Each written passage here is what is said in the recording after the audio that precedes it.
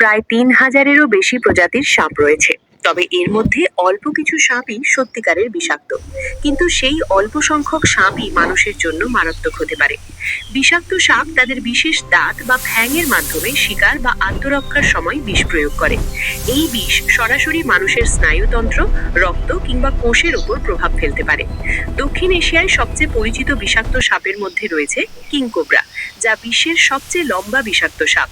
এর বিষ স্নায়ুতন্ত্রে আঘাত করে এবং দ্রুত চিকিৎসা না করলে প্রাণঘাতী হতে পারে। আরেকটি বিপজ্জনক সাপ হলো কমন ক্রাইট। এটি সাধারণত রাতে সক্রিয় থাকে এবং এর কামড় অনেক সময় শুরুতে ব্যথাহীন হয়, ফলে অনেকেই বিপদের গুরুত্ব বুঝতে পারেন না। এছাড়াও রাসেলস ভাইপার দক্ষিণ এশিয়ায় বহুল পরিচিত। এই সাপের বিষ রক্ত জমাট বাঁধার প্রক্রিয়া নষ্ট করে দেয় এবং মারাত্মক অভ্যন্তরীণ রক্তক্ষরণ ঘটাতে পারে। তবে মনে রাখবেন, সব সাপই ক্ষতিকর নয়। বেশিরভাগ সাপ পরিবেশের জন্য উপকারী। তারা ইঁদুর ও অন্যান্য ক্ষতিকর প্রাণী নিয়ন্ত্রণে গুরুত্বপূর্ণ ভূমিকা রাখে।